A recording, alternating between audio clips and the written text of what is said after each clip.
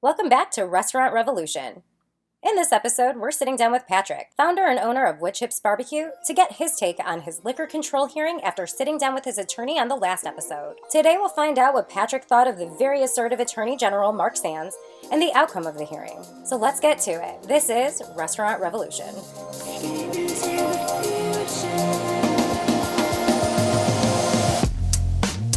Hey Pat, welcome back. I was able to speak with Eric Reinhart about your Michigan Liquor Control Commission hearing. It sounds like it went okay, maybe the best it possibly could, but it doesn't sound like you guys had really an opportunity to make a stronger case. I'm curious, overarching, were you happy with how it went down, or did you see areas of opportunity to maybe make a stronger case? Given the circumstances, it went as well as it could have gone. Was I happy? Well, I wasn't happy with the situation in the first place and having to be there. So, no, I wasn't super happy about that.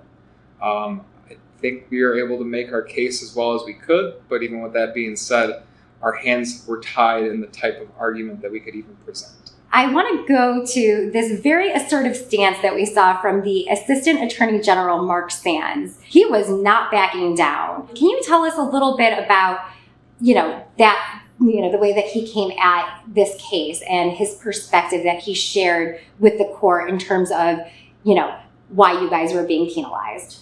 Sure. I mean, he definitely, I don't know if it was contempt for us, but he definitely seemed to think that this was an open and shut case and we should take whatever medicine we were about to get. Right out the gates, my attorney challenged the jurisdiction for why we were having a violation of a health department heard in front of liquor control, since there was no actual violation of liquor control. And Attorney General Sands responded to that. And it was just like a minute response. And within the minute, he completely contradicted himself. And this was right at the beginning of the trial. So it sort of set the tone for how are we supposed to possibly deal with this? He basically says, no, this is the right jurisdiction. This is the right court. This doesn't have anything to do with a violation of the health department. Goes on to talk about liquor control, compares what I did to punching an investigator in the face in my own restaurant, and then finishes it with, we're here because you violated the health department orders. If you see the video, you kind of see my reaction throughout all this when he's done talking. It's just I don't know where to go from here, because if you're allowed to just make that type of illogical argument, then what am I supposed to respond with? Sure. And I even recall seeing that it was a little bit confusing. And I think, your attorney did make a decent point, but just the way that these agencies work, it seems like there's cross-lapping jurisdictions and they all sort of play in the same pool together, which is actually quite surprising to, a regular citizen like me. Well, they're all executive level departments. So the governor pretty much has full say over all of them. So a lot of these departments, when a new administration comes in, there's heavy turnover as all of their allies, party members, whoever they want to install usually ends up coming into play. So did you feel like you were being unfairly targeted by the MLCC? I mean, I felt it was unfair in that we had a very stellar track record when it came to all things liquor control. As in, we've never had real violations, never done anything to put people in danger, never been stung from police coming in trying to catch us. That whole part just seemed to be weird that we were there in the first place, even though by any other benchmark, we would be an exemplary business with a liquor license as far as our behavior had been. The Attorney Assistant General did bring up a violation from way back in the day. It seems like you guys were able to skirt it. Can you just go in a little bit more layman's terms, because it was hard for me to understand through the court video? It's still hard for me to understand to this day.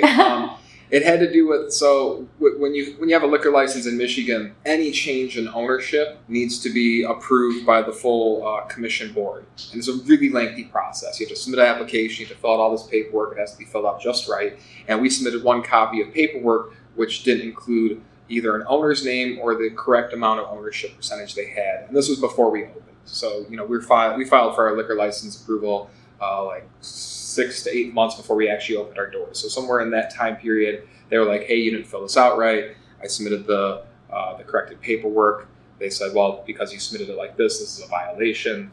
So they sent it, and it was for whatever the charges were. It was like a $50 fine. I don't mean to sound rude, but that sounds incredibly boring. And so they brought that up in this case. Okay, interesting. Well, again, I thought it was interesting how like Attorney General Sands like presented almost like a second smoking gun of look at this person and all his skirting of the rules or something. And even the judge at the end of the day was like, this, if it means anything, will mean a drop in the bucket. Because they didn't even follow a full procedure. We weren't even given that in evidence beforehand, knowing they were going to give that forward. And my other... that's right, I did see that. And we had a liquor license specialist on our team as well, and she even pointed out, it says at the bottom there are mitigating circumstances which aren't mentioned here. You're not even discussing those, so why are you bringing this forward? So I think in the end it just, again, made the Attorney General look kind of, I don't know, overzealous, silly. That's a good word. I definitely felt a little bit of that in watching it, and I was very confused as to, you sort of mentioned it earlier, him taking the stance that your violation was just as bad as punching an investigator in the face. It was very hard for someone like me to understand. I can only imagine our listeners being just as confused as I am in terms of the severity of, the way that they brought these, fees and fines against you. When the AAG compared your offense to punching an investigator in the face, like, how did that make you feel? I mean, just confused. And I was almost like, hey, Judge, you going to say anything? Because I'm like, can I object? It just felt like such an obscene, hyperbolic comparison. So it was really weird just to like sit there and watch it go by like unchecked by anybody. Like even that, I kind of like look at my attorney like, but then he just kept going and it got even, almost more obscure when he immediately contradicted the whole point of what I thought was his thesis of that statement. So it was a bit confusing. I saw you on the stand and you really made the case that you've made here on this podcast that this was about your team. It's always been about your team, and it's also been about the community as well. Do you think that the judge and even the Attorney General, do you think that they heard you? Do you think that they, felt empathy for this cause? Judge, definitely. The Attorney General, whether he actually did or he just had to play the role of what he is, definitely didn't show any signs of it. The judge definitely did. You could tell when he was even asking the Attorney General at the end of if they should show leniency for the mitigating circumstances of everything that we've been doing, the nonprofit, the security measures. And I think the Attorney General was basically like, well, no. It's just with some more words. But even when we finally got the ruling, it was very lengthy that the judge wrote it. And there was a whole section in there where he said, it was commendable. We did everything that we could. We put our money where our mouth was. So we had some very, very kind words to say in there. So I know that we did reach him on some level, but at the same time, like I said, it was kind of a predetermined outcome. Mm-hmm. There wasn't much we could do with it. And unless he was about to, buck the entire system and step outside of what his role was supposed to be, there wasn't going to be a different outcome. Speaking with you and Eric, both of you sound a little bit like there is like this was futile, right? You had to go and present your case, but you guys didn't think that you were going to win and get off scot-free. No, I mean we knew that something was going to happen. At this point, our liquor license was already suspended. We knew we were not the first ones to go through this hearing process, so we knew that there had already been a handful that had went through it, and we'd kind of seen, the end result of that, which is basically you're gonna probably get an ongoing suspension of up to 90 days. So we only had 45, which is actually one of the lowest out of the 41 places I think that had suspension. We were definitely in the well into the bottom half of severity. So other restaurants that stayed open, they were punished worse? Yes, there were some that, I saw several that had 90-day suspensions. We only had one single charge against us too. Almost every other place that stayed open had multiple charges related to our charge, which they had, which was allowing indoor dining. But then a lot of them had other violations of mask orders, capacity, spacing, stuff like that. Whereas we didn't have any of that. So I think that almost made us an outlier. Because everybody else was kind of fighting on a lot of different fronts, whereas we were just trying to keep it focused on this, let our people work and earn money and have the right to take care of their families. So a 45-day suspension, not wonderful, but not the worst that could possibly happen. I've talked to some other folks that said revocation was one of their biggest concerns. Did you have any of those concerns yourself? We did early on as we brought our liquor license specialist on, and she's very ingrained into the commission and everything going on with them. And she, the day before our hearing, said that revocation had been floated by them. They might try to push for that, and because they were really trying to make some examples. So, that had us pretty scared, especially if they would come after us, somebody who's had a great track record of working, has a single charge. So I found it really hard to think that they could possibly make that argument. But I mean, sure, that little bit of fear is there, and especially after your hired gun is like, hey, they're talking about this. There was a moment of anxiety. All right, but only 45 days suspension and a $300 fine. You're continuing a dine-in service, but you're not serving booze. What does that do for you, the business? Does it have a huge impact? How do your guests feel about it? So, I mean, in restaurants, alcohol is where you tend to make a fair amount of money. So that made it more challenging. And it also takes away from the full dining experience. A lot of people, when they go out, they want to have that beer, that glass of wine, that fun cocktail they can't get anywhere else. And especially here at Woodchips, we specialize in doing some real fun, fresh cocktails. So with that set aside, we created some fun non-alcoholic mocktails. It did allow us to pick up the pace of service. People's meals, not a whole lot, but, maybe like 5 to 8 minutes less per table because they're not getting that bar drink that, takes a little while to come out. And while that doesn't seem like a lot in the world of restaurants, that can start to add up. So at the end of the day, while our sales came down slightly from where they had been when we were open serving with alcohol, they were still, much above average and still pretty high up there, with honestly very few complaints from guests. And if they were directed at the government. It sounds like you still had a ton of support, right? It didn't detract customers from coming in. Is that right? I mean, correct. Again, there weren't a whole lot of options for people to go out to eat. We were still here. We were suspended, I think, 13 days in the emergency suspension with another 45 days. But even with that, we got our liquor license back, I want to say, right at the end of January. The 3-week pause that had kept being extended didn't get lifted until, I think, February 2nd. So our punishment ended up being, they wanted us to be closed, in which case I wouldn't have really been selling alcohol. And we got our liquor license back before we were legally allowed to open to sell alcohol. So it was like, I don't know if they made the point they wanted to make. Yeah, that makes sense. And what I'm hearing is that, this is very much a family establishment. This isn't just a local bar or anything like that. People come here really for that connection that you were describing earlier. So you guys have now lost your liquor license. You guys are just serving food, but you still have great support. Was there any sort of backlash from losing your license other than it just feeling a little bit silly? I wouldn't call it like backlash. There was some, we have those call them haters or trolls or just people that disagree with us, a lot of them being like, serves you right.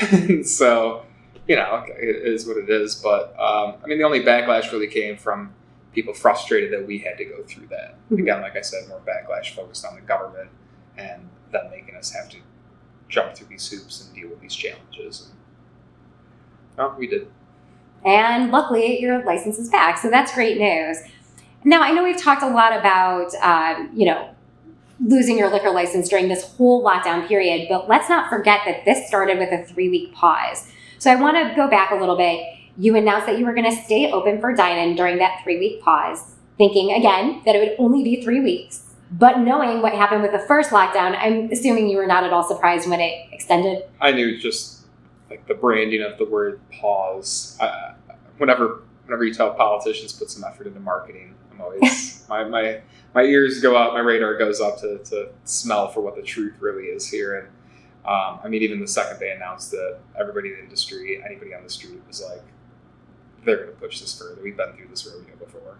And how long do you know how long it extended in total? Oh man, well, it took effect on November 18th. It was supposed to last 3 weeks. They extended it at least 2 to 3 more times, and it went through February 2nd. So you're looking at 75-ish days, I think. So yeah, 21 to 75.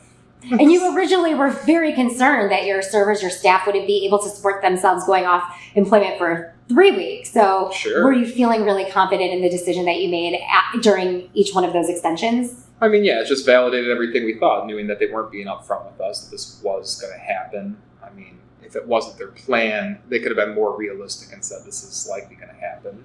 And yeah, again, if you're looking at, I have servers that can make $800 to $1,000 a week, no problem taking home that. Walking home, that's not this. And so to then have to switch to unemployment, where if you get the full payment after they tax that, I think you walk with something like $320, $330 a week. So I mean, every week there, you're talking losing $500 to $700 off your earnings. So 3 weeks alone, you're over $2,000 in the hole. You extend that out to 10 weeks. Wow, that's some crazy math, yeah. You got kids to feed and bills to pay. I mean, there's, people can sit here and criticize, but unless you're in that position and those numbers are relative or real with stuff you had to deal with, just take a step back and maybe have some compassion for somebody who was in that position. And think about what it would be like if you had to lose, 60% of your income, 70% of your income. I can't even imagine what that must have been like. They must have been so grateful to at least have this opportunity to earn some income. My question to you is related to the news. You were very bold. You put all these messages out on social media. You yourself were doing videos and being very transparent up front. Did any of the news outlets reach out to you? Were they interested in your story? Oh, sure. Even right after our initial announcement, we had a flurry of local news stations reaching out to us, mostly from the mid-Michigan area, the Flint, Tri-Cities, the Lansing, several newspapers, MLive, Flint Journal. Interestingly enough, nothing out of the Detroit area. Any of those news stations or that, we didn't really hear a whole lot. Did some national, the Fox News reached out to us. Again, I'm neither, conservative or liberal or anything like that. I understood that what we were doing tended to align more with more conservative lines of thinking. So, I didn't expect MSNBC to reach out. But Fox News came, and I thought they did a decent interview, and we got to have a good segment on there. Are you still experiencing any trickle-down effect of being in the news? Are people still reaching out to you? Are people recognizing you on the street? Anything like that? Yes, I still get reached out to periodically for interviews or whatnot, or comments. I know last time when they made an announcement with new restrictions, the news wanted to see if I had comments on it. And I don't say yes to everything, because I always know that at the end of the day, they want more ratings, and that's for me to come out there and be more bombastic or attacking or, shake my fist at the governor or something. And that's not what my message is about. My message is here to be more pro than anti, if that makes sense. Sure. But yeah, especially in Lapeer, a lot more people know me and recognize me. It's interesting to have like some celebrity like that. It's just kind of cool that people will say hi to you, and most have positive things to say. I guess the ones that have negative either don't say it or just say it online. But yeah, if I go anywhere out in public now in Lapeer, generally somebody will come up and say hi to me. Very cool. Now, did any restaurant owners or small business owners reach out to you for inspiration, help, motivation, asking questions about potentially doing the same thing? Yes, we had a few reach out. Before some actually reached out here, shortly after we did our thing in Lapeer, a group of restaurants announced on Facebook that they were banding together. They all posted the same thing, saying that they were standing up for their employees, and they were going to follow suit. And it was a majority of the restaurants here in town. I want to say at least 6 or 7. I thought it was interesting. None of them reached out to me beforehand, but I thought it was great that they were willing to step up and take care of their people. The second they made that announcement, I guess the state and the county sent in their cronies. I don't want to use too harsh of a word, but just sent them in there and basically sounded like they threatened them and made these outlandish claims of ways that they would go after them and action that they would take against them. And basically within 24 hours, all of them bailed, and they all agreed to stay shut down and just walk back from the line. So I just want to make sure I'm understanding this right.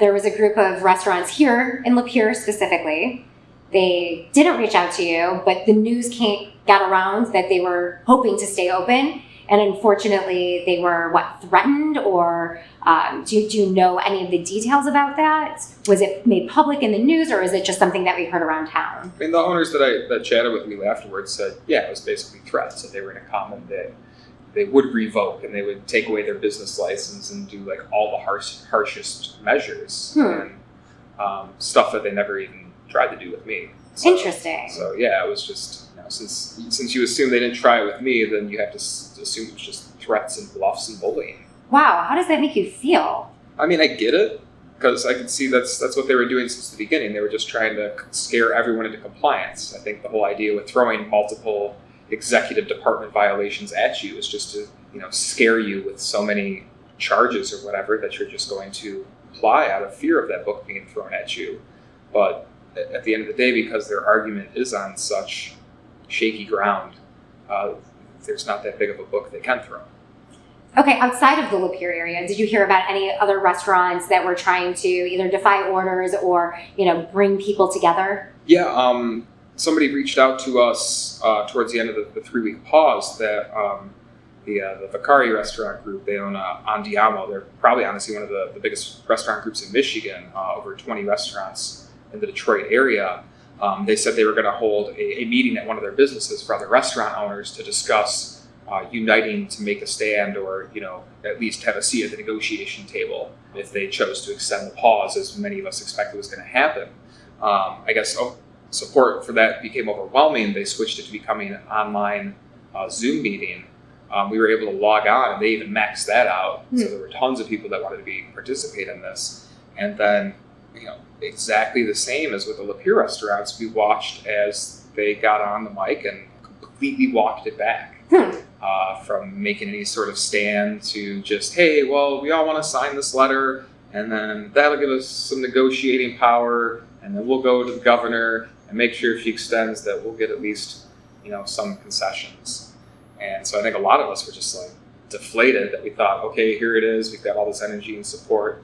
Let's at least, make sure that us or the restaurant group can have a seat at the table. And then, nope, Pop. He's like, nope, can't do this. They're going to come get us. They're going to take our licenses. All the same, watching him speak the threats that were said to him, more or less. And yeah, just it was very deflating, because it seemed like this was a chance where you had all the people ready to go and fight for our employees, and then just to watch the guy who just anointed himself leader, then go, I was just angry. It's a rough day. Wow, that's really upsetting. So I just want to make sure I'm understanding this. You went into this Zoom call thinking, wow, we're really going to, support, motivate, and encourage each other to fight for our businesses. And then you get on this Zoom call and it's the opposite. It's, hey, obey, don't get your licenses taken away. And at that point, did you have your MLCC hearing at that point, or was that prior to? No, this was prior. At this point, we were still, I don't even know if we had been suspended yet. So this was early in the process, because it was before the pause had ended. That was the whole thing, that they were going to make the stand if the pause went beyond the 3 weeks. Ironically, though, later we heard that one of his locations ended up getting their liquor license suspended for holding some sort of event. Not that I'm here to judge, it's just a little ironic. So Pat, did you ever consider possibly doing the same thing, but as opposed to backing down, encouraging everybody to do what you were doing and take care of their team and communities? No, not really. I was here staying focused on my people and my team. I didn't want to make this about me or something bigger than me necessarily at that time, because I want to be the focus on here. That being said, anybody who reached out to me, and there were quite a few businesses that reached out, I would have honest conversations with them, and I would tell them, I'm not here to tell you what to do anyway. All I can do is tell you about my experience and whatever you can gain from that. So, I help to kind of guide people on their own decision-making process, and we talked with some that chose different routes. Some did end up choosing to stay open, and some chose to close, and some had already been busted and then reached out to me to figure out where to go from there. But, where maybe part of me personally wanted to make sure everybody in my industry was taken care of and to lead that charge, it seemed like that wasn't the fight that I was meant to lead, at least not at that time. It was here to take care of my people. I know that you, at this point, have received a $1,000 fine from MDHHS for staying open. But I still want to focus on the MLCC in terms of these other restaurants. Would you say that the liquor license was the thing that was most threatening to lose in all of this? It seemed like the most realistic threat, in that they were taking the swiftest action with that. There were stories of like a couple of restaurants across the state that were very vocally defiant on all the rules, where they had MDARD, the Michigan Department of Agriculture, started to take action against their actual business license. That had happened with Carl the Barber during the initial lockdown, when he had been the famous business that stayed open, where eventually all those were declared unconstitutional, those rules. But the liquor license, we knew they were taking action, we knew that they were, anytime they suspended somebody's license, they put out a press release about it. It was always front page of the news, sort of the modern putting a head on a pike type thing to kind of show this is what's happening, this is to scare the rest of you off. And I think that was enough for a lot of people, because losing your liquor license is could be a kiss of death for a lot of businesses. Well, Pat, I really appreciate you taking the time to talk to us about your MLCC hearing and what it was like operating during that time. I hope to have you back and talk a little bit more about the MDHHS